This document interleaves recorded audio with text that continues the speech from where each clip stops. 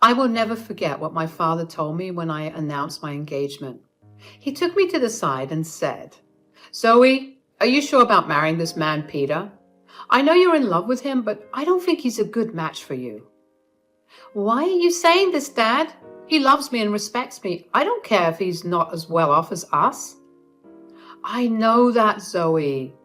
You know, I built my riches from nothing. I would never disrespect a person who does not belong to my economic class. But Peter is a very sketchy man. His mother is no different." "What do you mean, Dad? I don't understand."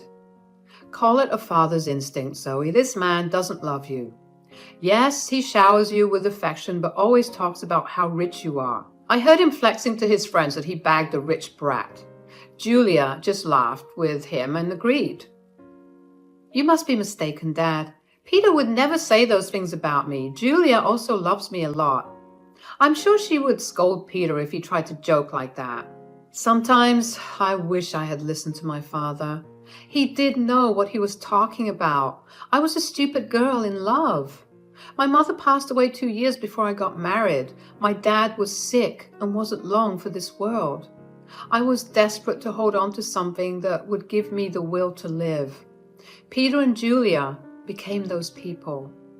My dad was a rich man. He made a series of good investments that made him very financially well off.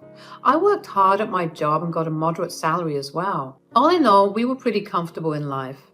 My husband Peter and his mom Julia weren't that well off. Yes, Peter did earn more than me, but he came from a very humble background. His field wasn't good enough to make him a millionaire. Peter did hold some resentment towards it. He and Julia liked sophisticated and expensive things. He often complained about not having enough money. I was always glad to help them out with the little allowance my dad gave me. I even let Peter and Julia move in to my house after marriage. But neither Peter nor Julia were happy with my house. They said, "It's such a shame that you live in a small house. Your dad literally lives in a mansion. How come you bought such a small townhouse?" "I don't earn a lot, Peter. Dad lives in a mansion because he has lots of money. I'm a simple office employee earning a moderate salary. This house was difficult for me to buy as well. Dad helped me out with the down payment." "Well, if he helped you out, he should have got you a better place. I'm sure your mom had left him something to give you when you became older. I'm not entitled to anything, Julia.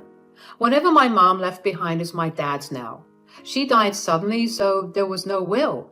I don't mind if I don't get anything. I'm happy with the way things are." "That's a ridiculous thing to say, Zoe. I sure would have loved to inherit a lot of money. You know what? Your dad should trade houses with us. He lives alone, so he doesn't need the space anyway. Right, Mom?" "Yeah, Peter's right, Zoe. You could ask." "Absolutely not. That house is my dad's, and he deserves to live comfortably as long as he is alive." "Well, he won't be alive for long now that he's sick. We can wait and compromise for a few years and see what happens. Ultimately, everything will be yours. After your dad dies, you will have plenty of money to buy a big house and more." The way Julia and Peter were already making plans to spend my inheritance was super disturbing. It also didn't help that they regularly asked me to ask my dad for more money. It's not like we were hurting for cash. Peter and Julia simply wanted the millionaire life even if they weren't one. Honestly, I was getting tired of their behavior. However, the real drama happened after my father passed away. My dad's cancer took him away from me pretty soon. I was devastated but got little support from Peter or Julia. They were only concerned about the date of the will reading and didn't even help with the funeral. Hell, they refused to attend the funeral because my dad was no one to them. I was heartbroken and furious. At that point, my dad's words kept coming back to me. I was getting suspicious of them and started to have doubts about their intentions. I was afraid that they were really after my inheritance money. They were not allowed to be in the reading of the will. Peter and Julia said, "Why the hell are we not allowed to read the will? This is ridiculous. Lawrence was my own father-in-law." "Yes, this is ridiculous. We are family and should be present for this event. We have the right to know what Lawrence left in the will. At least my son should be allowed to be there." "Your son is not in the will, Julia, so he cannot read the will. Why are you two so obsessed with inheritance? You two didn't even come to the funeral. It was funny how my dad was suddenly family when it came to getting an inheritance. I was pretty annoyed at Julia and Peter. What was worse was that they started to hound me as soon as I got back from reading the will. They were not allowed to see the will. I had a hard time dealing with the grief of losing my father, but I got no words of support or sympathy from them. They simply wanted to know about my inheritance. Julia asked me, "Zoe, we have been wondering about something for a while now. How much inheritance did you receive from your parents? You must have got a lot of money. How much money did you get?"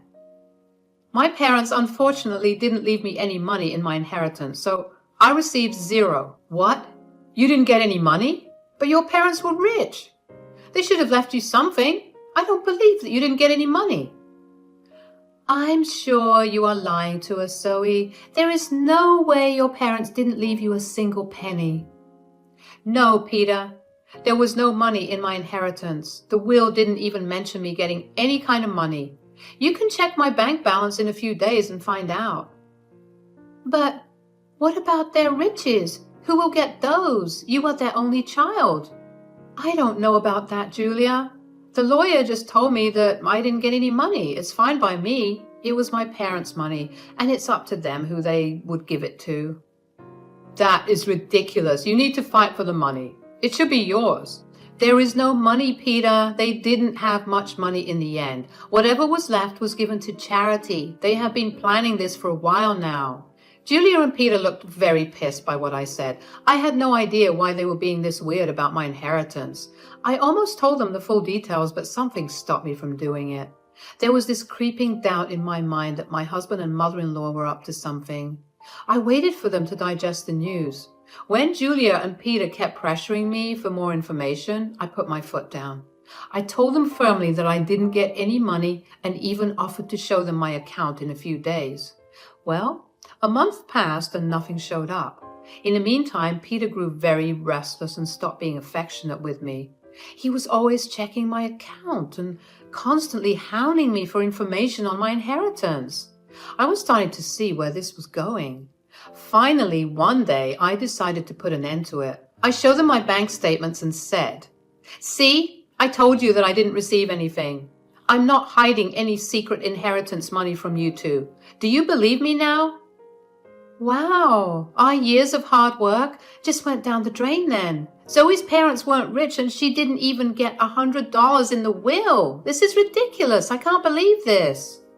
I can't believe this either. Mom, I stayed in this marriage for nothing. I married Zoe for nothing. It was all a waste of time. What the hell does that mean? Why are you talking like this, Peter? Why do you think he's saying these things, Zoe? Who the hell would marry you without thinking about the money? My son simply married you so that we can bank on your inheritance. Now I see that you didn't even get a penny. I can't believe I wasted 5 freaking years on a useless girl like her. I could have done so much better. I was stunned to hear them speak that way about me. I could finally tell that Peter married me for money. My parents were right about him and his mom. They were freaking gold diggers. I was so freaking done with my husband and mother-in-law. I was breaking inside. But what they said next turned me into stone. Julia looked at Peter solemnly and said, "What is done, Peter, but now it's time for you to divorce Zoe. There is no reason why you should stay with her anymore. You will have time to find a new rich wife. This time, we will make sure she actually has some money to her name." Are you freaking kidding me? Julia, you are asking Peter to divorce me over money? Peter, are you going to listen to her? Of course, I would listen to her, Zoe. I married you so that I and my mom could have a comfortable life. We grew up poor, and I didn't even go to college. I had no way of earning a lot of money. So, you pretended to love me and then tricked me into marrying you? You thought that my parents would give me lots of money that I would readily share with you two? Yes, that's what I thought. It was the only way I could give my mom the life she wanted. But now I see that my efforts were in vain. Mom's right. I need to divorce you and keep looking. I was stunned by what Peter said. He said those things so nonchalantly that I started to question my own sanity. Julia and Peter went on to express their frustration at my marriage and myself. I didn't hear a word after a while. I was too busy coming to terms with what they just threw at me. Their total lack of reaction and Peter's sudden shift in behavior were both depressing and angering to me. After a point, I was so mad that I wanted to scream and throw things. However, I didn't do any of that.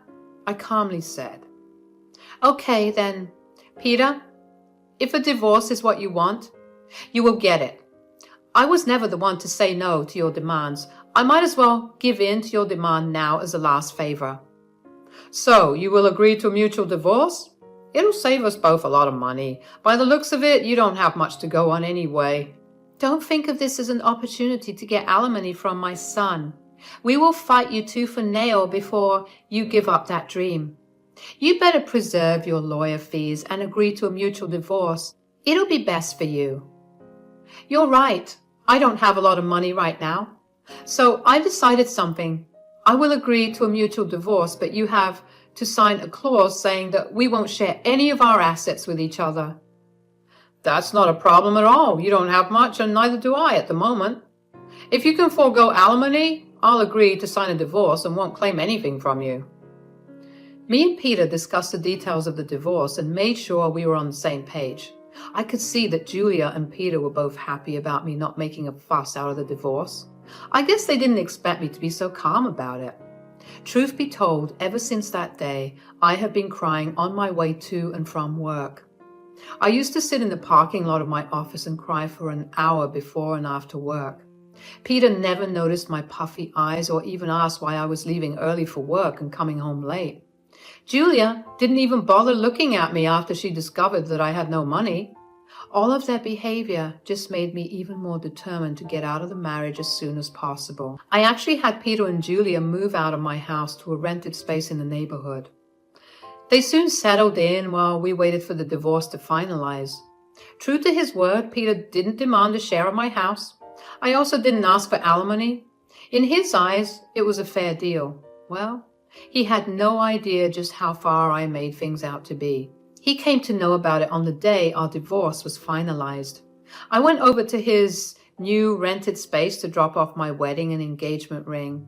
"So, I just wanted to return these to you since the marriage only brought bad times in my life. I don't want to have any memory of it." "Are you sure you want to return it? I mean, you might need the money after all." "It's so funny, you know, Zoe. You must have laughed at our poverty before. Look where you are now. My son is being generous and giving you the rings. You might need to sell them when your stupid job doesn't pay enough." "We won't miss the rings. They're cheap ones anyway." "What would I need to sell the rings for money, Julia?" "You don't have to be embarrassed, Zoe. We already know how your parents didn't leave you anything. I guess they lost everything due to poor financial decisions, leaving their daughter destitute." At that point, I laughed very loudly in her face. Julia looked confused, and so did Peter. I could tell that Peter was somewhat annoyed by his mother's behavior, and he was also surprised at my laughter.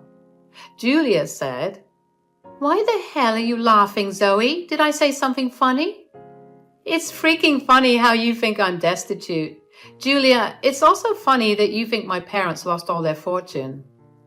"Well, of course you're destitute. Your parents didn't even leave you a penny. They surely messed up and ruined your life by not leaving you an inheritance." "I never said that I didn't get an inheritance, Julia. I simply told you two that I didn't get any money. My parents did, in fact, leave me plenty of inheritance." "What the hell does that mean? You have an inheritance? I'm so confused." "My parents could see you and Julia for the little gold diggers you two are, so they made a secret clause in their will. It said that I would receive no monetary inheritance. Instead, I was given this entire neighborhood as my inheritance." "What? You own this neighborhood now? How is that possible? We would have known about your inheritance if this was true. We even signed a lease with an estate manager who didn't tell us the name of the owner." "My parents wanted me to wait for a year before I got my inheritance. They wanted me to test you two and see if you are really with me for money or love. Well, of course, you failed the test, and now you won't get anything from me.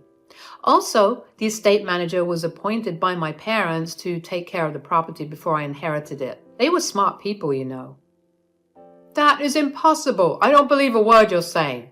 You're just embarrassed because you don't have money anymore. Oh, really, Peter? Is that what you and your mother have concluded from this? Well, why don't you call your landlord and find out from him? Don't worry, we will do that.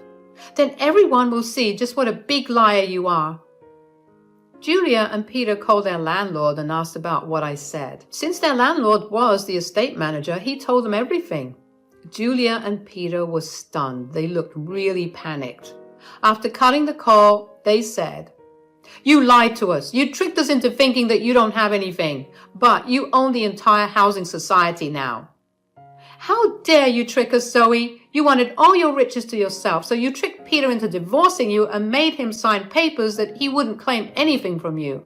I laughed at their audacity to turn this one on me. It was finally dawning on them that they had messed up royally, and now it was time for some sweet karma.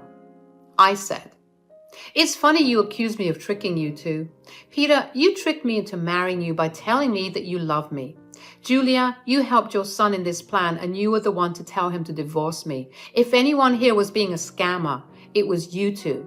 As for my inheritance, you asked me how much money I got and I answered truthfully." "This was all a misunderstanding, Zoe. What happened is in the past. Why don't we just try again in a new light? We did spend 4 years together. It would be a shame to throw it away." "So now you want me back in your life. Funny how you were desperate to start afresh from a new girl. I hear that you are already seeing someone rich. Don't worry, I'll inform her about what a snake you are." Peter and Julia started to beg me not to mess up this new relationship. Peter told me that since I wasn't ready to give him another chance, I shouldn't mess up his future. I told them to freak off. Also, I informed them that I will kick them out once the property is transferred to my name. They panicked at that and started to beg me even more. In the weeks that followed, Julia and Peter showed up at my house to beg me to forgive them. Peter and Julia already have an eviction on their record, so it is unlikely anyone would give them rent. The only reason they were staying on my property was because I asked the estate manager to allow it.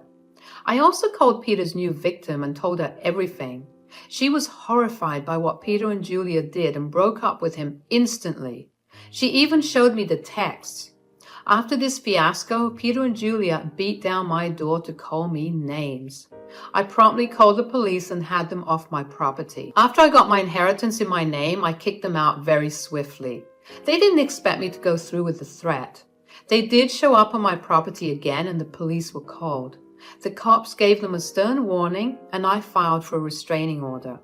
Turns out the entire town knew about what happened. They were essentially disowned by friends and had to leave the city to start afresh. Meanwhile, I'm enjoying my new wealth and am finally free from gold-digging leeches.